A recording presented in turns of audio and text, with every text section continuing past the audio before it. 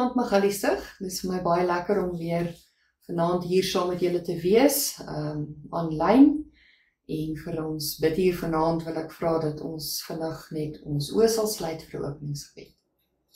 Baie dankie liewe Jesus dat U ons gelei het deur hierdie week sover. Dankie vir al die seëninge wat ons uit die Vaderhand ontvang, en ek vra dat U ons asseblief nou sal rustig en stil maak, dat ons ook ontvanklik sal wees vir U Gees, en dat ons die boodskap uit U woord kan verstaan, Here. En dat ons dit ons eie sal maak en sal uitleef elke dag. Seën so ook die wat siek is en behoeftig is, Here. Ons dink spesiaal ook aan hulle. En dit is my gebed in Jesus naam. Amen. Ek lees graag vir ons uit Hebreërs, hoofstuk 12, vers 1 en 2. Terwyl ons dan so groot skare geloofsgetuies rondom ons het, laat ons elke las van ons afgooi, ook die sonde wat ons so maklik verstrik, en laat ons die wedloop wat vir ons voorlê met volharding hardloop. Die oog gefestig op Jesus, die begin en voleinder van die geloof, terwille van die vreugde wat vir hom in die vooruitsig was, het hy die kruis verduur, sonder om vir die skande daarvan terug te deins, en hy sit nou aan die regterkant van die troon van God. Hierdie teks suggereer vir ons dat daar 'n verskil is in wat jy sien wanneer jy kyk. Sien jy lig of sien jy skaduwees? Nou ons almal weet dat jy nie 'n skaduwee kan maak sonder lig nie. En dit word gemaak deur 'n ondeursigtige voorwerp waardeur die lig nie kan deurskyn nie. Dit is dan die skaduwees, die donkerte agter die voorwerp in die lig. Skaduwees bestaan rondom ons wanneer daar lig is. Nou, toe ek 'n klein dogtertjie was, dink julle almal het dit seker ook gedoen.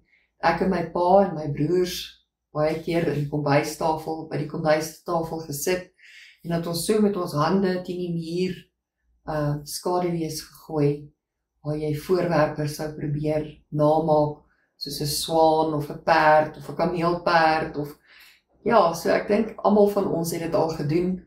Ek weet ons het dit met ons kinders ook baie gedoen, want ons is lief vir kamp.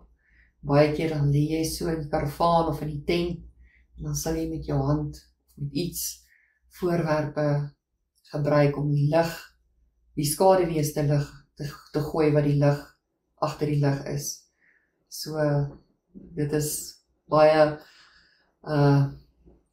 herinneringe wat ons terugroep, dinge wat ons saam gedoen het as 'n gesin, en ek seker baie van julle het ook.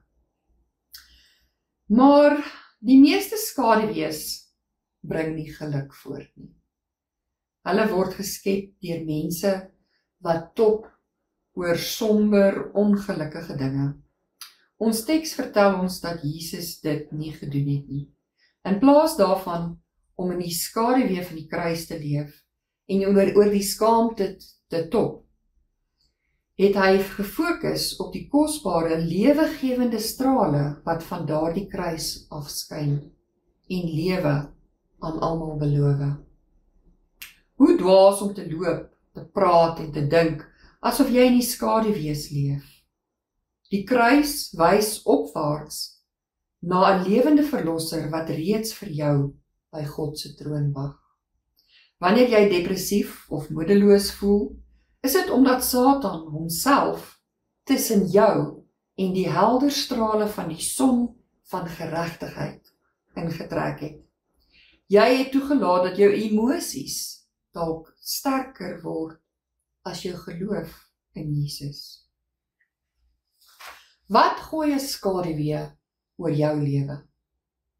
Is dit jou uitkyk, jou gemoed, jou werk, jou gesondheid dalk? Dit is ons voorreg om 'n boodskap aan die wêreld uit te dra. Wat is daardie boodskap? Is dit dat die wêreld plat of rond is? Is dit dat die vrymesselaars in die wêreld, die hele wêreld beheer en dat die mense die weer beheer en selfs beïnvloed of kontroleer? Is dit om mense bang te praat oor die verskillende oorloë en hoe Trump en Elon Musk en in die Bybelprofesieë inpas? Of is ons opdrag om mekaar lief te hê en die boodskap van hoop aan hierdie deurmekaar wêreld te bring? Wat is die skaduwees wat in jou lewe inkruip en waarop jy dalk fokus? Hoe kom jy uit die skaduwee terug in die lig? Kyk na Jesus. Praat van sy liefde en sy goedheid.